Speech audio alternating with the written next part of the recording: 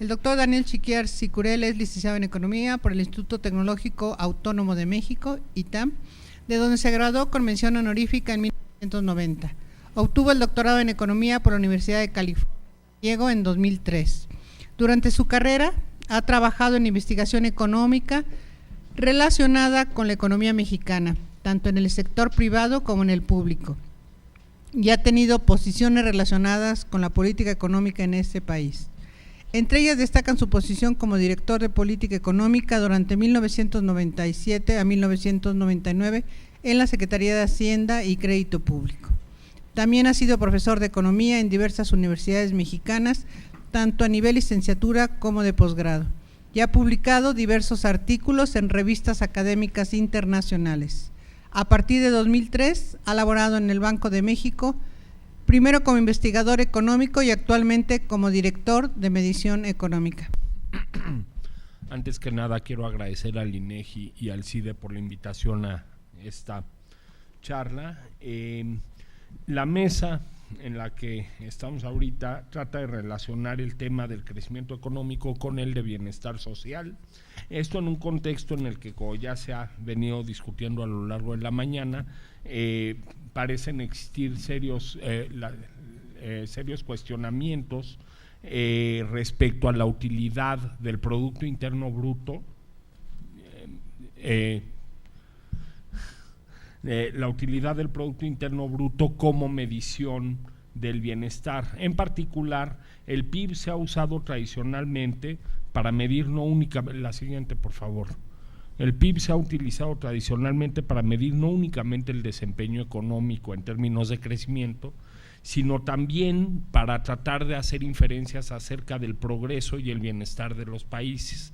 En la actualidad, sin embargo, y esto está claramente reflejado en el reporte de la Comisión de Stiglitz y Fitoussi, así como en los argumentos que se han manejado a lo largo de esta mañana, existen cuestionamientos importantes acerca de su utilización para estos fines.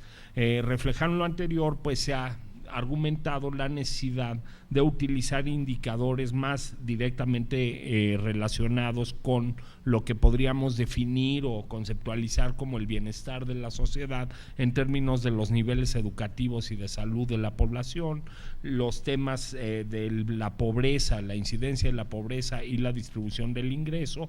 Hay otros temas que también no se han mencionado tanto hoy en la mañana, pero que pueden ser relevantes, como es la seguridad física, la representatividad política y el buen gobierno, las instituciones que rigen a la sociedad y el medio ambiente.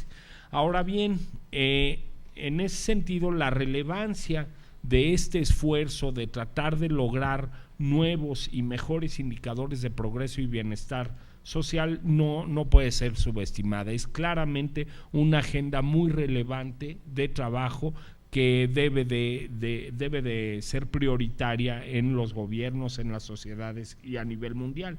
Sin embargo, y en mi plática lo que voy a hacer es un poco una breve defensa a la utilización del Producto Interno Bruto como medición relevante del progreso y bienestar de las sociedades.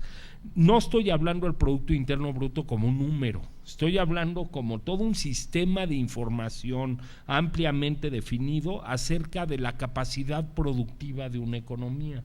Finalmente, y esto va a ser uno de los puntos fundamentales de mi plática, es que la productividad de una economía es el principal mecanismo a través del cual se logran mejoras sostenidas y permanentes en el nivel de vida de los habitantes, y para eso necesitamos las mediciones del Producto Interno Bruto. Nuevamente, no como un número, sino como todo un sistema de información que nos permite medir cuál es la productividad de las empresas de un país, cuál es la capacidad productiva del mismo, cuál es la eficiencia con la que se están utilizando los recursos de la economía. En particular, hay dos temas que son relevantes tomar en cuenta antes de poder juzgar si el producto debería de ser abandonado como medición del progreso económico, y en ese sentido Como ya lo mencioné, el crecimiento de la productividad es el principal mecanismo a través del cual se logran mejoras sostenidas en el nivel de vida, y en ese sentido necesitamos esta medición. Y en segundo lugar, solo con una economía dinámica desde un punto de vista de su productividad en el mediano plazo, se pueden generar los recursos para financiar el desarrollo a través de programas como los que se han mencionado el día de hoy, programas sociales, programas educativos, la generación de infraestructura básica para la población, educación y salud.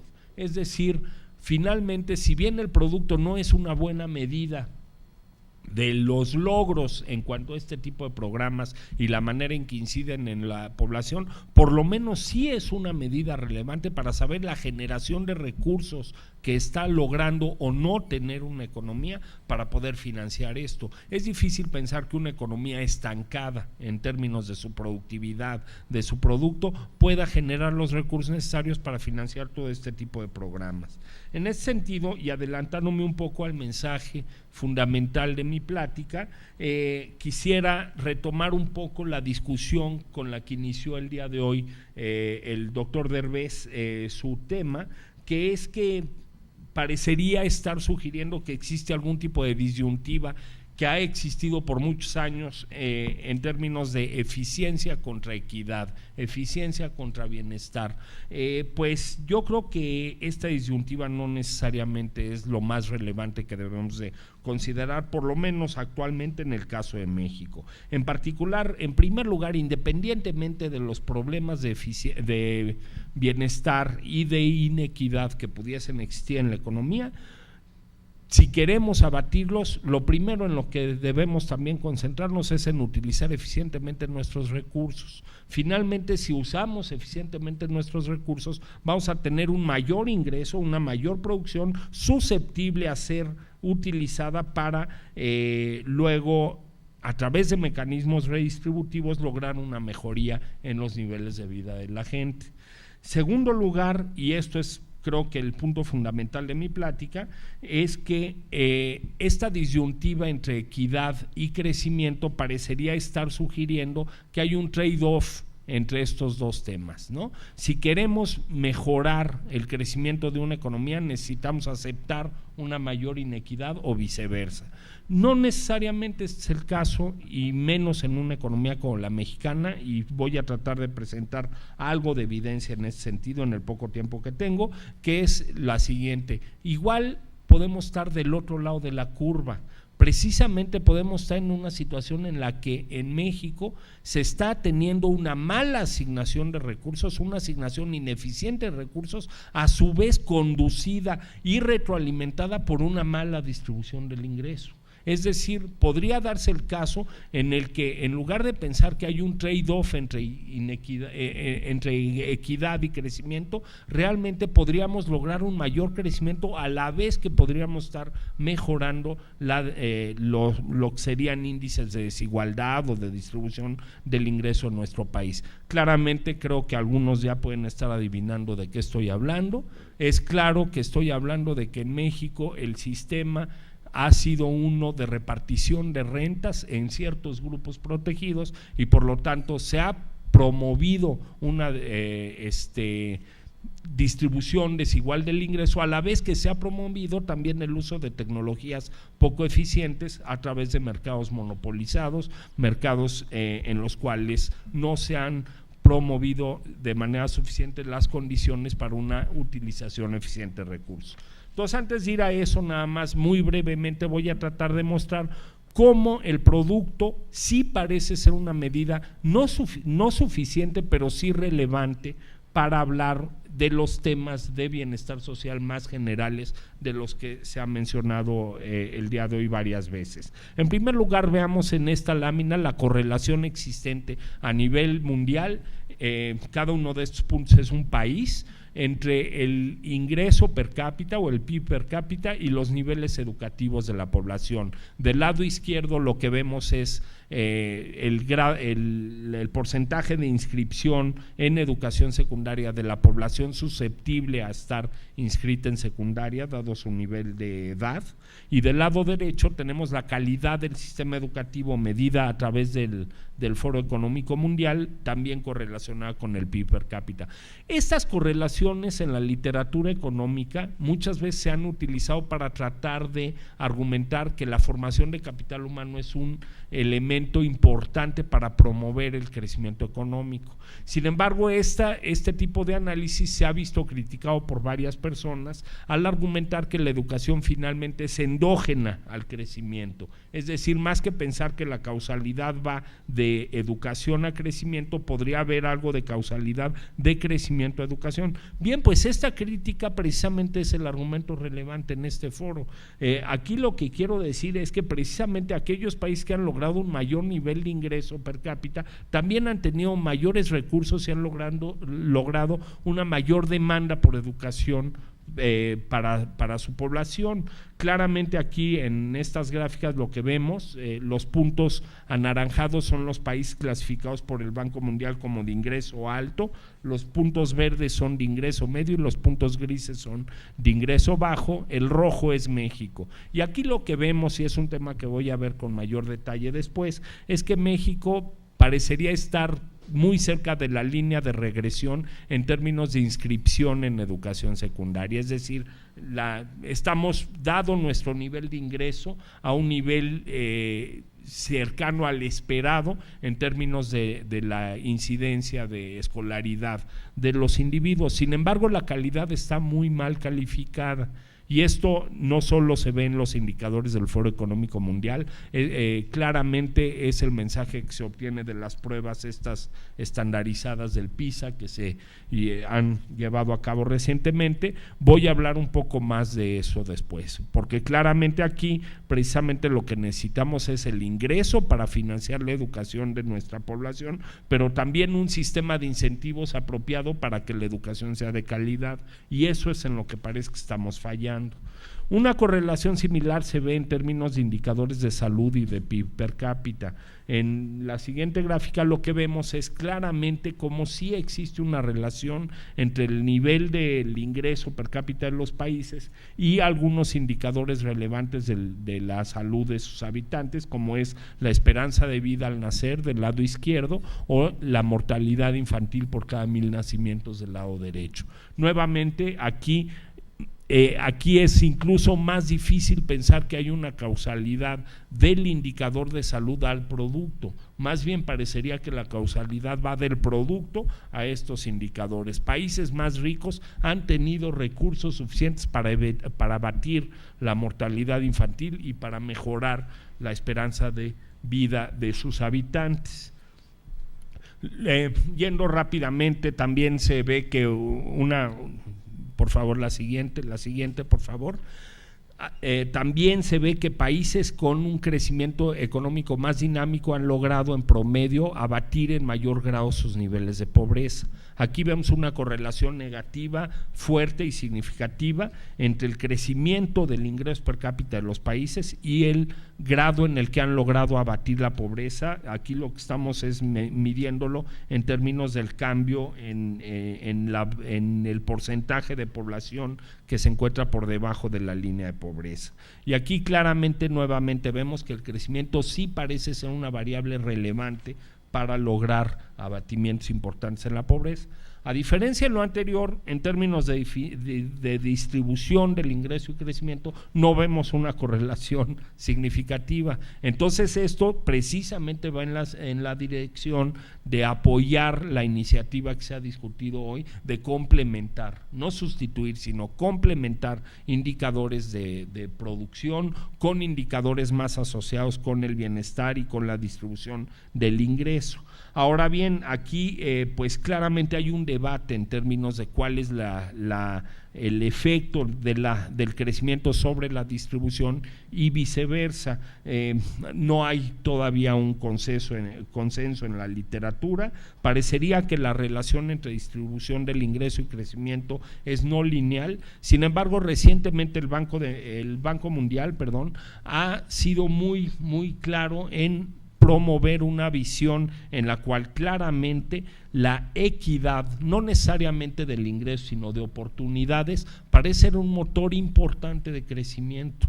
Finalmente, la distribución del ingreso es una medición ex post del resultado de la economía, pero si vemos la igualdad de oportunidades ex ante de los individuos de una economía y vemos el crecimiento, vemos que economías en las cuales se ha promovido la igualdad de oportunidades son economías más dinámicas. En ese sentido, y esto también va a estar asociado con lo que voy a ver a continuación, lo que se requieren son instituciones que promuevan competencia e igualdad en la entrada a las diferentes actividades a todos los individuos de un país. Aquí vemos que en parte se podría argumentar que esto es un problema de acumulación de factores.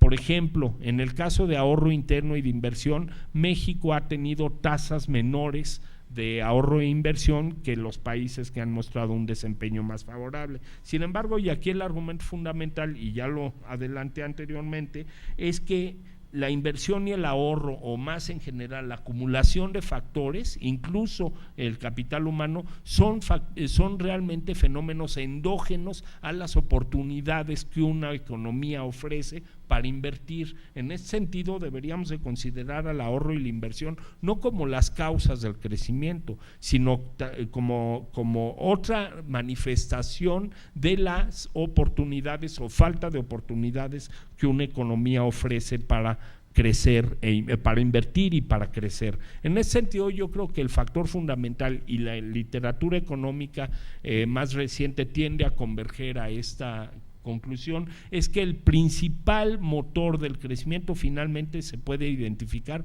a través del crecimiento de la productividad de las economías, más que a través del crecimiento de su dotación de factores. Y en ese sentido, México ha tenido precisamente un desempeño poco favorable. En esta gráfica vemos que incluso si nos concentramos en el último periodo, digamos de 2001 a 2007, México tuvo un crecimiento negativo en su productividad factorial. Esto a comparación incluso de otros países de América Latina que han tenido un crecimiento positivo y claramente muy por debajo de lo que han mostrado otras regiones con un desempeño económico más favorable.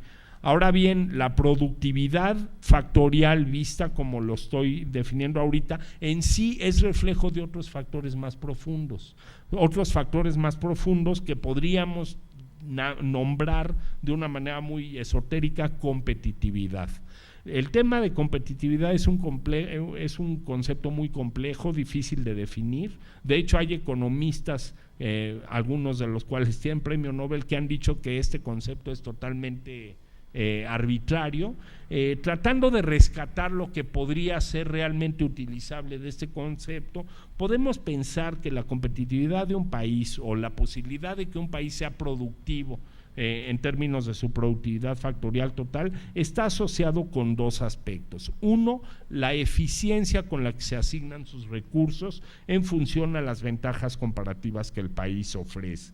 En la medida de que los recursos sean asignados más eficientemente, con los mismos recursos vamos a lograr un mayor ingreso y mayores oportunidades de redistribución y mejoría del bienestar de la población. Y en segundo lugar, el crecimiento de la productividad derivado del uso de tecnologías modernas. Un país como México está en posiciones de adoptar tecnologías muy modernas que pueden impulsar su productividad a nivel microeconómico, a nivel empresa por empresa. Sin embargo, en la medida en que los incentivos no estén ahí para esta adopción de tecnologías, pues vamos a seguir con tecnologías obsoletas que van a estar mermando la generación de ingreso en nuestra economía. Y como vamos a ver a continuación, yo creo que un punto fundamental detrás de estos dos factores es el sistema de incentivos y en particular la flexibilidad y el grado de competencia que puede existir o no existir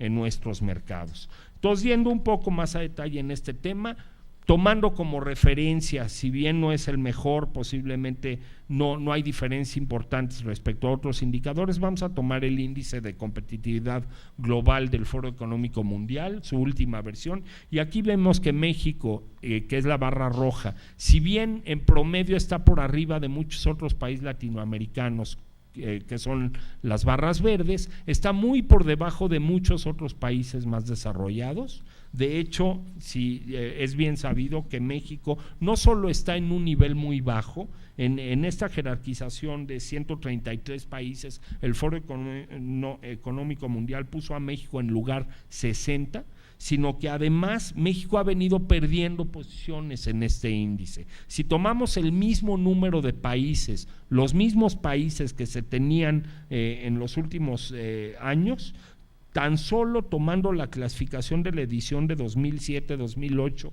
de este índice y comparándola con la actual, México perdió en los últimos 2 años 7 posiciones. Ahora, ¿cuáles son los elementos que están influyendo más negativamente en esta clasificación de México como un país poco competitivo? Lo podemos ver aquí. En el caso de izquierda a derecha, vemos que en lo que peor estamos evaluados es en la eficiencia del mercado laboral, donde hay 115 países de 133 evaluados por encima de México. Segundo lugar, instituciones, 98 países por encima de México. Tercer lugar, eficiencia en los mercados de bienes, 90 países por encima de nosotros. El grado de innovación, 78 países por encima de nosotros. Entonces voy a ejemplificar brevemente estas 4 o 5 principales dimensiones en las cuales estamos mal evaluados. Primero, mercado laboral. Aquí estamos comparando a México con otros países en términos de 2 índices que miden el grado de rigidez en nuestro mercado laboral, rigidez en el despido y rigidez en la creación de contratos de empleo flexibles. México se encuentra en el extremo superior derecho, siendo uno de los países con peores evaluaciones en este sentido. ¿Qué es lo que dice esto? Que las rigideces en el mercado laboral mexicano son tales que se evita una movilidad suficiente del factor trabajo hacia sus usos más productivos. Esto se ve exacerbado no solo por este tipo de factores regulativos, sino también por algo que también se ha documentado mucho, que es el problema de falta de competencia en el mercado laboral. Aquí habría que hablar un poco de, por ejemplo, el poder de mercado que pueden tener algunos sindicatos en sectores de bienes no comerciables y que conducen a un mercado laboral distorsionado, un mercado laboral segmentado, en el cual hay un sistema de repartición de rentas por un lado que evita una asignación más eficiente del recurso que llamamos trabajo. En el marco institucional también México, y esto no es sorpresa, ha sido muy mal evaluado. De hecho, como vamos a ver en las conclusiones finales de este documento, considero que precisamente el problema fundamental está en el marco institucional, reflejado en varios aspectos como son, y aquí es muy importante, el grado de falta de competencia que hay en muchos sectores de nuestro país. Aquí tenemos a México comparado con otros países en términos del índice de concentración del mercado en el Foro Económico Mundial. México es de los países peor evaluados en términos de que sus mercados generalmente están muy concentrados. Esto le da la capacidad a las empresas de extraer rentas monopólicas a expensas del consumidor a través de mayores precios que el costo marginal de el otorgamiento de un bien o un servicio, y más importante aún desde un punto de vista dinámico es que en mercados concentrados, en mercados donde hay altas barreras a la competencia, donde sacamos el primer lugar entre los países de la OCDE, como pueden ver en esta gráfica, las barreras a la competencia, la literatura económica ha tendido a converger a la siguiente postura, que es que cuando hay barreras a la competencia, las empresas incumbentes tienen menos incentivos a utilizar tecnologías de punta.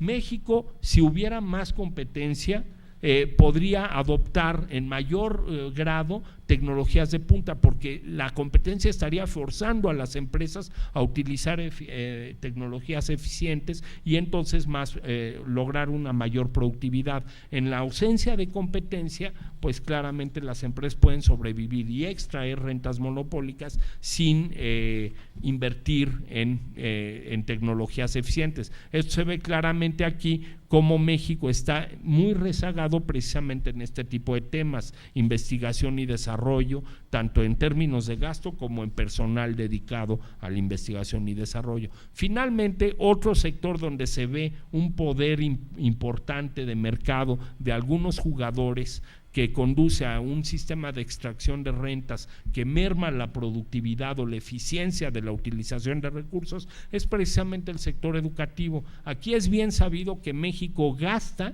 en términos de recursos económicos, un porcentaje de su ingreso similar al de otros países de la OCDE en términos de educación. Y sin embargo, su desempeño es de los peores, si no es que el peor de la OCDE. ¿Por qué? Pues del lado derecho tenemos una posible hipótesis. Vemos que México gasta 90% de su presupuesto educativo en compensaciones a maestros. No se gasta en otro tipo de materiales que pueden estar influyendo más positivamente en la productividad de nuestro sistema educativo, medida en términos del rendimiento de nuestros estudiantes. Aquí parece claramente que hay un problema de extracción y repartición de rentas que merma la capacidad de mejorar el nivel de vida de los mexicanos a través de su nivel educativo de calidad. Entonces, finalmente, como consideraciones finales, pues lo que hemos visto es que México tiene un desempeño económico muy insatisfactorio desde hace varias décadas. Los factores que están detrás de esto parecen ser muy profundos. No es un tema de acumulación de factores, sino un tema de un diseño institucional que parece premiar en términos relativos más actividades de búsqueda de rentas que la creación de valor. Esto a su vez está reflejado en la falta de competencia en los mercados y en las rigideces en la asignación de recursos del país. Entonces, también obviamente necesitamos políticas públicas que en mayor grado logren para lo que están diseñadas, que es mejorar el bienestar social a través de llevar a cabo actividades que tienen un alto rendimiento social que no necesariamente es captado por el sector privado como tal, y por lo tanto hay subinversión en esos sectores. Entonces, finalmente, nada más para retomar el tema de la medición, en esta presentación señalé varios factores que deben ser atendidos para mejorar la competitividad, la productividad, el crecimiento y por tanto el bienestar de nuestra sociedad, y en ese contexto es indispensable contar con medidas o con mediciones que puedan ayudarnos a identificar de una manera muy clara cuáles son aquellos obstáculos que están afectando la utilización de los recursos y la productividad de nuestras tecnologías. En ese sentido, necesitamos mucho más información de la que actualmente se cuenta públicamente a nivel microeconómico. Necesitamos identificar cuál ha sido la asignación de recursos a nivel de cada uno de los sectores de la economía entre empresas poco productivas y empresas muy productivas, cuál es la medición, necesitamos medición a nivel de empresa de la productividad de nuestro país, y con esto pues podríamos obviamente tener mejores herramientas para diseñar reformas institucionales que realmente tengan un impacto favorable sobre la productividad y el potencial de crecimiento de nuestra economía. Gracias.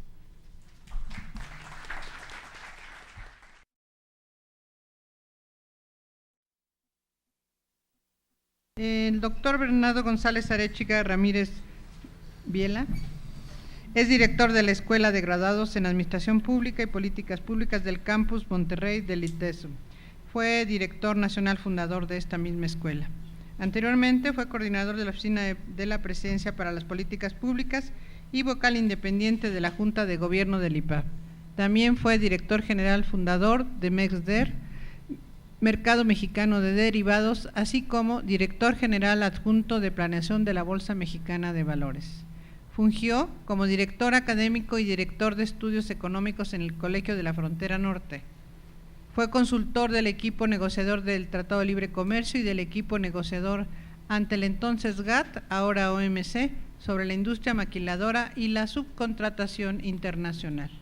Es miembro de los consejos del IMCO, el Instituto Mexicano del Woodrow Wilson Center, el Instituto de Investigaciones Legislativas del Senado de la República, el Consejo para las Relaciones Internacionales de la Secretaría de Economía, el Consejo de Desarrollo Social del municipio de San Pedro y de la FORE AFIRME Bajío.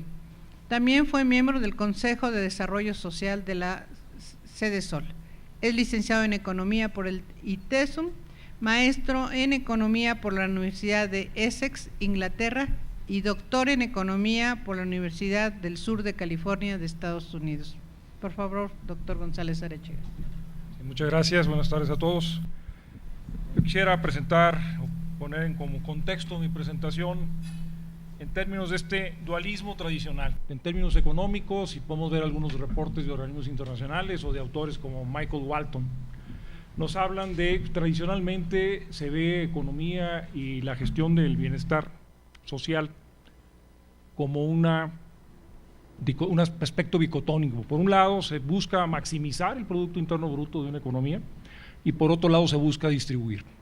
Gran parte del debate que hay en algunos de estos elementos, por aspectos que comentaba Daniel hace un momento, tiene que ver justamente con tres preguntas que yo creo que son centrales en todo esto. La primera sería, ¿por qué no lo hacemos? ¿Sabemos cómo hacerlo? Si esa dualidad es la ruta correcta, los resultados que tenemos en desarrollo social nos prueban una y otra vez que no lo estamos haciendo, no lo estamos haciendo de una manera suficientemente eficaz. Parte de los resultados que hemos visto aquí en la mañana avalarían esa premisa.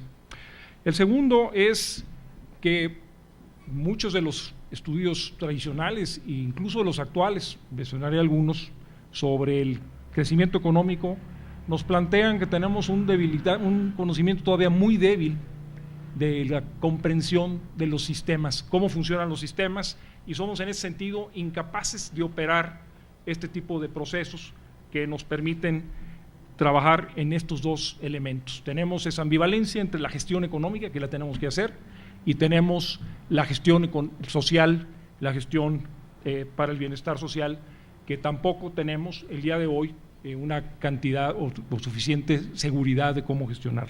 Parte del debate que estamos teniendo el día de hoy y de los reportes sobre la medición del progreso tienen que ver justamente con uno de los elementos críticos, que es la medición.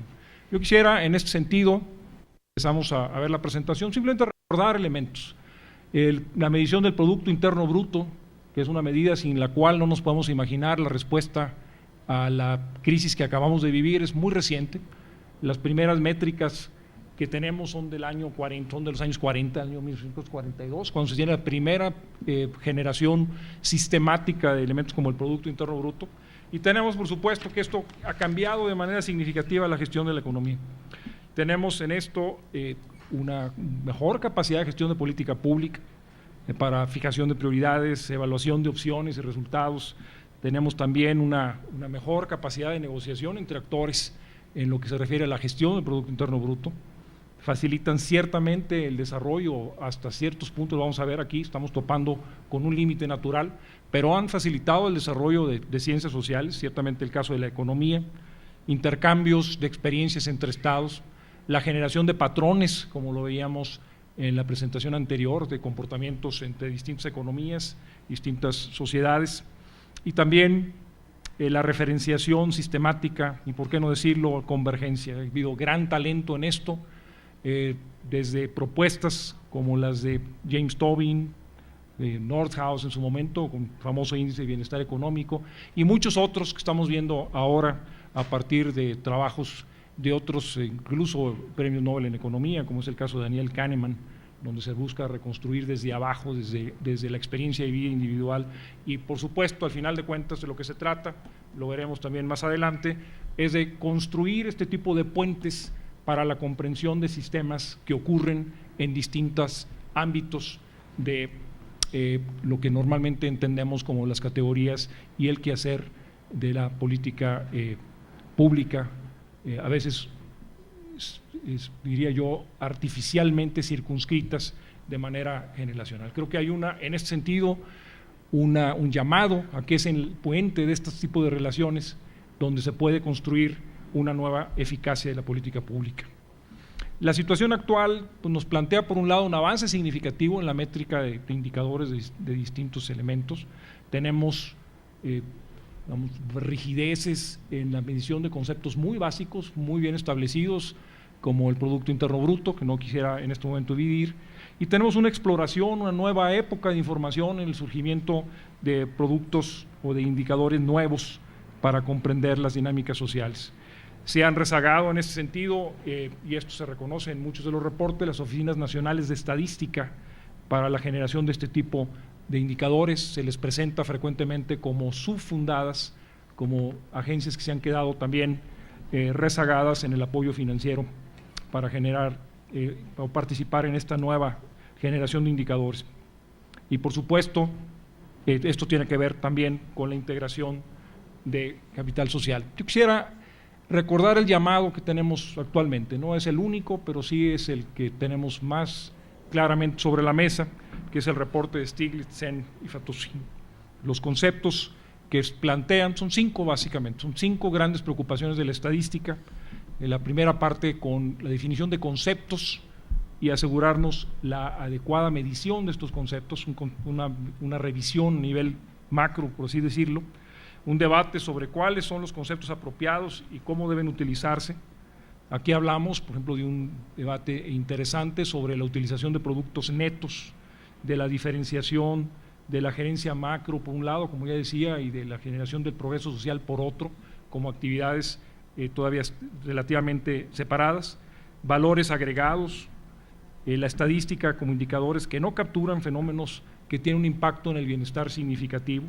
Basta mencionar algunos que se han mencionado, como la gestión de la seguridad pública o el tiempo dedicado a la transportación social, por no mencionar otras imperfecciones y otros efectos negativos del producto que son muy evidentes.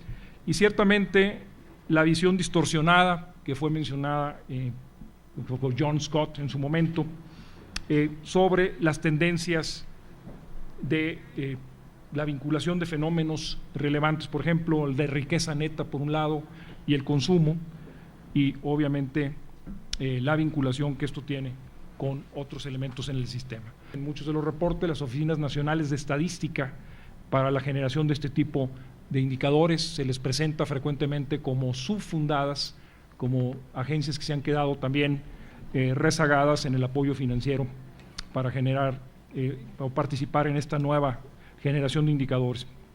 Y por supuesto, esto tiene que ver también con la integración de capital social. Yo quisiera recordar el llamado que tenemos actualmente. No es el único, pero sí es el que tenemos más claramente sobre la mesa, que es el reporte de Stiglitz, Sen y Fatoussi. Los conceptos que plantean son 5 básicamente, son 5 grandes preocupaciones de la estadística. En la primera parte con la definición de conceptos y asegurarnos la adecuada medición de estos conceptos, una revisión a nivel macro, por así decirlo, un debate sobre cuáles son los conceptos apropiados y cómo deben utilizarse. Aquí hablamos, por ejemplo, de un debate interesante sobre la utilización de productos netos, de la diferenciación de la gerencia macro por un lado, como ya decía, y de la generación del progreso social por otro, como actividades todavía relativamente separadas, valores agregados, la estadística como indicadores que no capturan fenómenos que tienen un impacto en el bienestar significativo. Basta mencionar algunos que se han mencionado, como la gestión de la seguridad pública o el tiempo dedicado a la transportación social, por no mencionar otras imperfecciones y otros efectos negativos del producto que son muy evidentes. Y ciertamente la visión distorsionada que fue mencionada por John Scott en su momento sobre las tendencias de la vinculación de fenómenos relevantes, por ejemplo, el de riqueza neta por un lado y el consumo, y obviamente la vinculación que esto tiene con otros elementos en el sistema.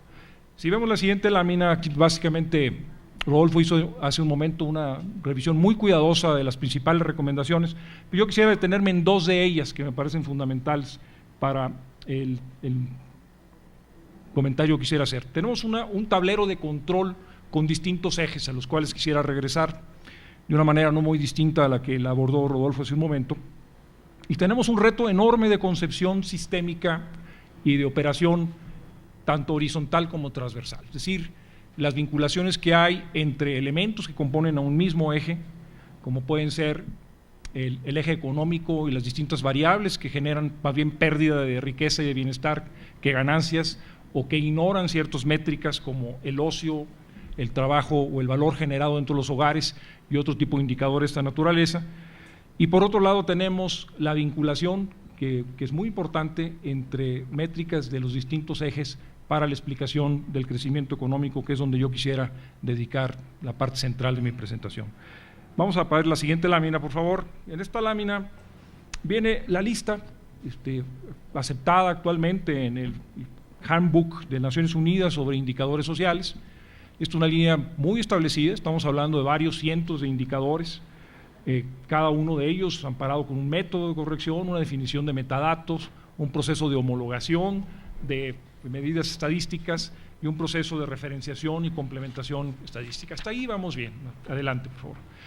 Tenemos el anterior, ¿sí? Tenemos aquí la lámina anterior, por favor. Tenemos una serie de indicadores y quisiera detenerme en algunos, como esta medida del bienestar económico de Tobin y Nordhaus que mencionaba, donde por un lado se tienen efectos netos de distintas categorías, que es un aspecto común de muchos de los indicadores de bienestar propuestos, que por un lado se agregan servicios del hogar y el ocio, pero por otro lado se reducen elementos como la contaminación, gastos para prevenir el crimen, y esto tiene variaciones muy significativas con la evaluación del Producto Interno Bruto. Entonces volvemos a la pregunta central de qué es lo que debe optimizar una sociedad, cuál es la variable, cuáles son las funciones objetivo que en algún momento debe de maximizarse, y por supuesto cómo debe de controlarse de alguna manera el residual, pensando en esta dificultad para transitar puentes de valor entre categorías de carácter económico. Un otro índice importante es el que propone el Canadian Center for the Study of Living Standards.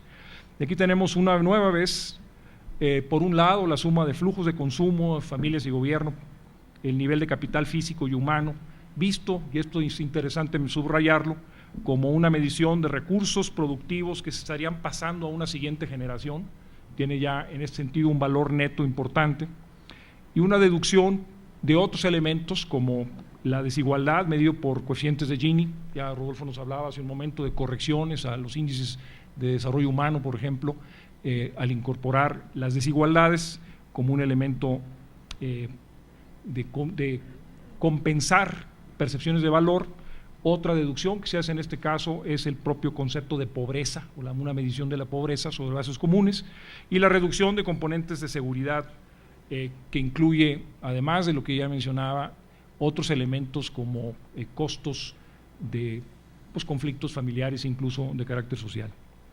Otro de los índices de un economista también muy reconocido, la Universidad de Pensilvania, de Richard Estes, que amplía el índice de desarrollo humano, y tenemos otros como el índice de progreso genuino, que nos da también una doble contabilidad, una de acervos que agregan valor y otra de costos que lo deducen, y que por lo tanto son trasladados y de alguna manera asimilados de manera desigual también dentro de los grupos sociales, como son los costos de transportes, las pérdidas de recursos no renovables, como elementos fundamentales. Y hay una generación adicional de indicadores, sobre todo que utilizan en buena medida datos de encuestas bastante detalladas. En Nueva Zelanda, Australia, por ejemplo, se utilizan algunos indicadores como métricas de participación social, la autoevaluación de estándares de vida, o incluso métricas de evaluación social desde los hogares, del desempeño de gobiernos, sector privado, etcétera.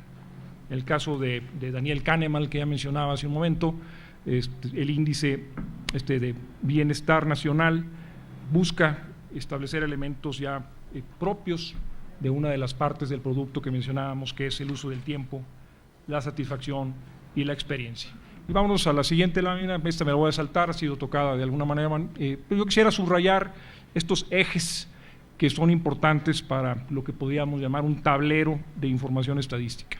El primer elemento del tablero es el que nos describía como un sistema vinculado al Producto Interno Bruto, Daniel en su presentación anterior, y ahí incluye tanto las métricas originales del producto, las métricas que son aceptadas para la gestión económica y que yo diría han sido exitosas para garantizar una gestión económica adecuada, no, bueno, le quitaría yo la adecuada, pero bueno, son en ese sentido aceptadas como referentes para la gestión económica. Ahorita estaría regresando a este tema, ¿por qué no son adecuadas?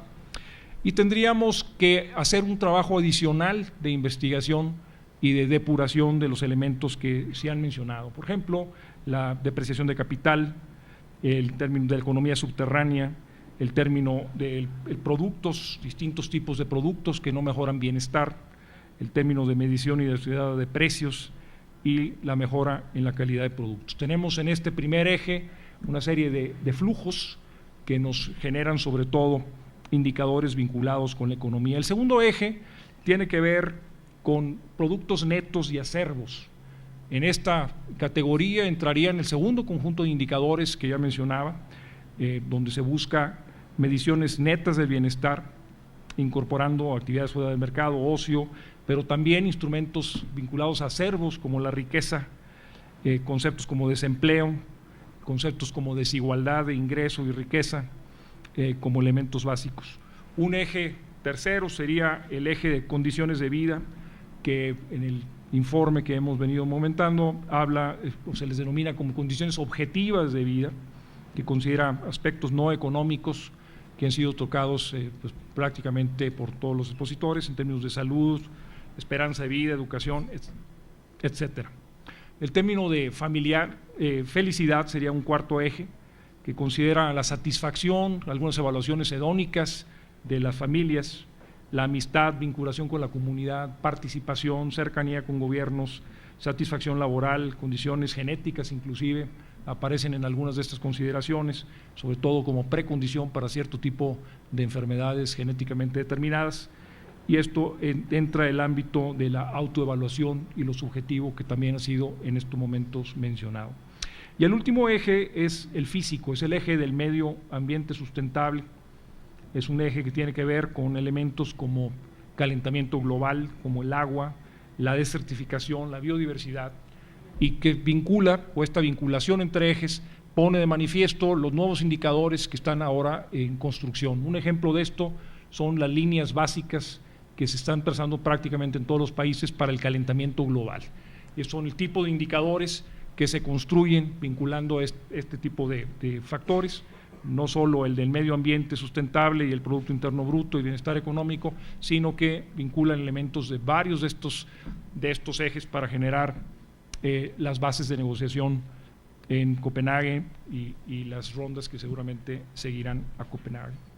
Tenemos, por lo tanto, uno de los grandes retos es la comprensión del funcionamiento de sistemas tanto horizontal como vertical para poder ver elementos fundamentales. Y aquí quisiera retomar, las siguientes láminas, por favor, quisiera retomar parte de la discusión que ya mencionaba Daniel hace un momento, desde una perspectiva económica. Las paradojas están ahí, no quisiera detenerme en esto, pero sí quisiera comentar que cuando se habla de netos, hay paradojas muy graves que probablemente lo vemos, por favor, en la siguiente lámina de una manera más clara, y esto es simplemente considerando el índice de neto de productividad, déjenme recordarles que tiene como complemento, además del consumo, el trabajo doméstico, la deducción de traslados, el costo de traslados, las pérdidas de áreas verdes, sobre todo pantanosas, y elementos como otros recursos no renovables y otras deducciones vinculadas a elementos de disrupción social. Aquí donde vemos el tipo de métricas que tenemos a la hora de ver el progreso social. Tenemos en el caso de Estados Unidos virtualmente un estancamiento de este índice neto de progreso genuino, y por otro lado tenemos un crecimiento de más de 55% del Producto Interno Bruto en el mismo periodo. Claramente la maximización de un indicador no necesariamente en la manera en que manejamos actualmente la política pública se asocia con la maximización o la respuesta en el otro. Quisiera mencionarles las perspectivas del crecimiento y tratar de vincular esto de una manera un poco más puntual. En términos de largo plazo, los datos Madison y que han sido asociados o completados con las versiones más recientes de autores como Barro y Sala y Martín, nos hablan de que el crecimiento económico mundial es un fenómeno relativamente reciente. Hasta antes de 1870 prácticamente el mundo no crecía en ningún lado. Tenemos a partir de esa fecha una aceleración del crecimiento mundial, sobre todo en países industriales y algunos países asiáticos. Muchos de ellos ahora son los que llamamos países desarrollados, y tiene que ver con el crecimiento básicamente asociado al transporte, al comercio internacional y a las mejoras en el comercio por la comunicación, sobre todo ferrocarril y el transporte marítimo asociado al carbón. Del 13 al 50 tenemos una reducción severa del crecimiento y un colapso en el comercio internacional, inicia con la Gran Depresión. Del 50 al 73 tenemos una era dorada del crecimiento, con un crecimiento global del 2.9%, con países asiáticos con un resultado muy poderoso, pero tenemos una seria disrupción del 73 al 92, con arriba de 60 crisis cambiarias y bancarias en distintas partes del mundo. Tenemos también, en este sentido, 2 crisis petroleras, y a partir de ahí tenemos una concentración del crecimiento a nivel mundial. Y aquí regreso a mi punto de la gestión económica. Realmente no sabemos cómo crecer a nivel mundial. Daniel lo mencionaba de una manera muy elocuente para el caso mexicano, pero hay muchas regiones en el mundo que no saben cómo crecer. Si vemos en este sentido la disparidad, se pide tradicionalmente por indicadores como la dispersión, la desviación estándar entre países, ha venido creciendo en los últimos años.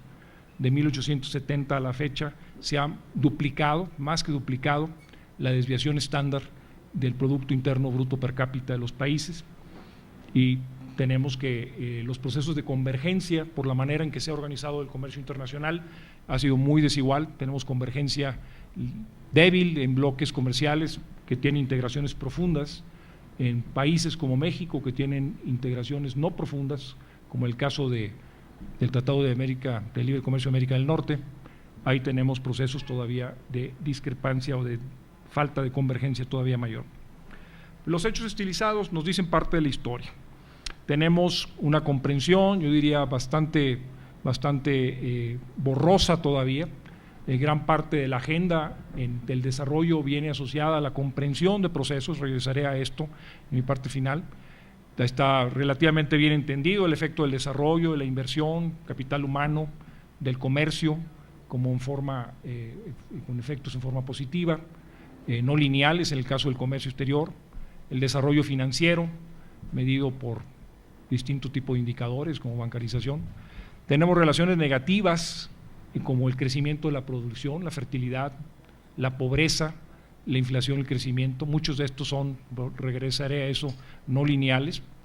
Hay una documentada bajo distintas perspectivas, visión de una U invertida en desigualdad y crecimiento, y es una preocupación importante en términos de nuestra capacidad justamente de profesionalizar transferencia dentro de las economías que van creciendo. No hemos logrado tener un proceso de transferencia adecuado, y esto se ha explicado en la literatura desde distintas perspectivas. Kuznets nos habla de las transferencias de un sector a otro, sobre todo de capital humano. Taylor y Sidon nos hablan de capital humano y nuevas tecnologías. Agion nos habla de imperfecciones de mercado y acceso desigual al capital. Agenor, desigualdades en exceso de educación y el efecto en el Gini. Y hay una serie de asociaciones que generan el tipo de efectos sistémicos que mencionábamos, es decir, cómo una parte del sistema interactúa con otras y genera procesos de estancamiento, de rigideces y círculos viciosos, como es el caso de inflación, pobreza y desigualdad en educación y pobreza, distribución del ingreso, las crisis con desigualdad y pobreza, y ciertamente el término como un ciclo más bien positivo en este caso, entre desarrollo financiero e inversión. Determinantes estructurales, quisiera mencionar muy rápido algunos de ellos. Se ha estudiado el término de escolaridad masculina, el término de esperanza de vida, el término de Estado de Derecho. Se han estudiado en factores estructurales como países coloniales, regímenes jurídicos de origen sajón o de origen latino, o el caso particular de origen francés. Se han estudiado también los efectos de la democracia, y en este caso se ve, por ejemplo, una relación de U invertida en términos del avance de la democracia, medida por el ejercicio de derechos electorales de una manera muy restringida y de otras variables de este contexto.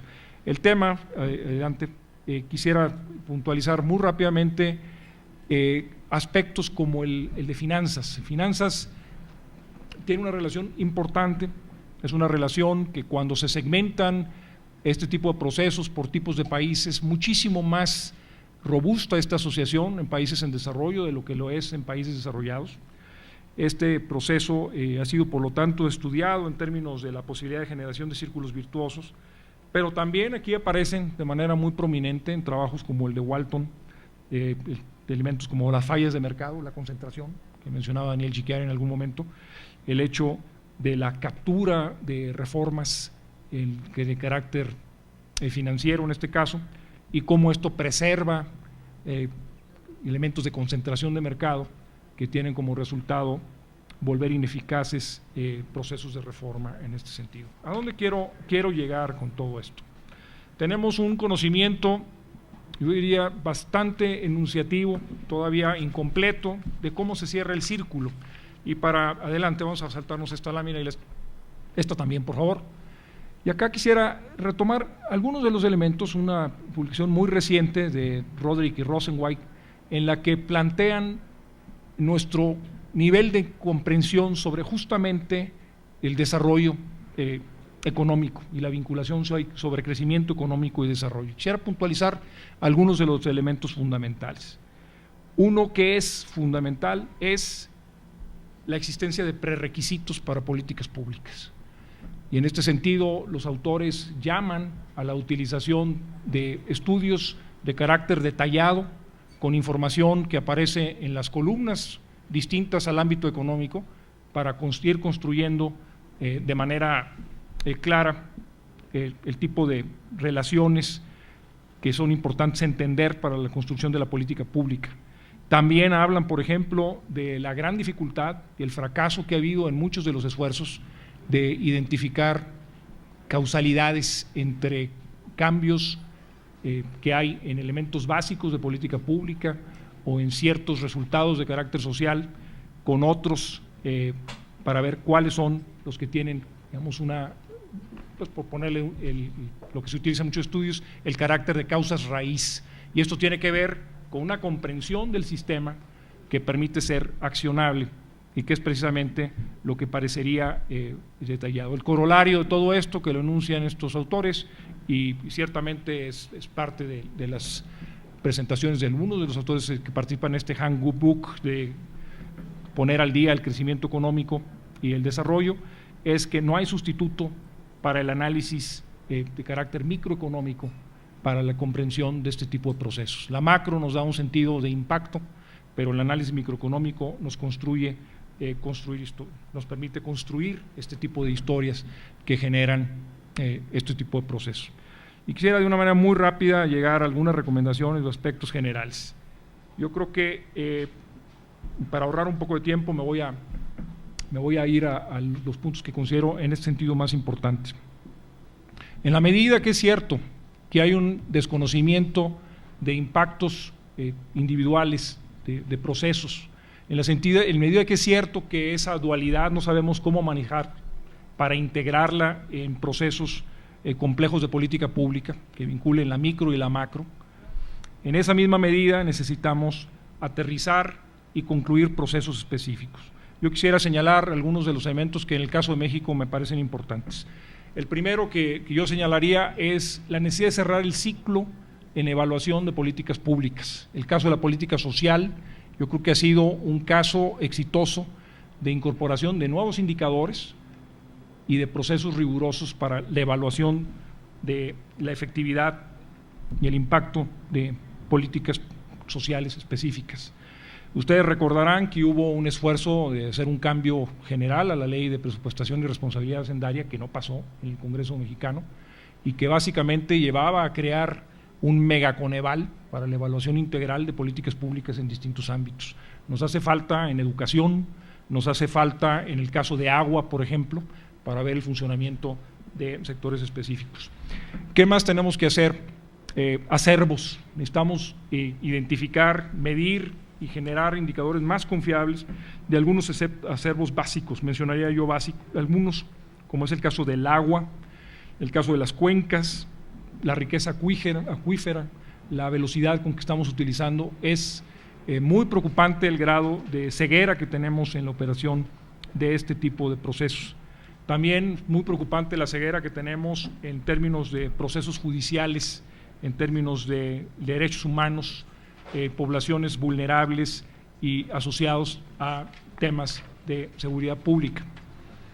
Y la otra, ya simplemente para redondear, yo sí quisiera ver en el caso de México algún esfuerzo de avanzar en métricas complementarias de algunos de los índices que yo mencionaba en este caso. Necesitamos hacer más estudios de los hogares, más estudios microeconómicos, más estudios vinculados a la comprensión de los valores que justamente nos ayuden, como lo dice el reporte, puntualizaba Rodolfo hace un momento de manera muy clara, poder tender los puentes para establecer ponderadores y de esta manera tener una medición pues más confiable de cuáles son las variables que pueden tomarse como referencia para la construcción y evaluación de políticas públicas.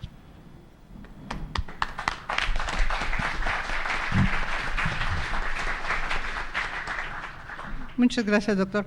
Debido a que estamos un poco pasados del horario, las preguntas y respuestas de este panel se juntarán con el siguiente. Entonces, al final del siguiente podremos hacer las preguntas tanto de este tema como el que se trata a continuación. Por último, yo quisiera agradecer a los tres ponentes el haber participado en este seminario, la medición del progreso y bienestar social, y a nombre del CIDE y del INEGI, quisiera darles un reconocimiento. Al maestro Rodolfo de la Torre García, muchas gracias por su participación. Al doctor Daniel Chiriac, muchas gracias, Daniel. Y al doctor Bernardo González Arechiga, también muchas felicidades, muchas gracias por su participación.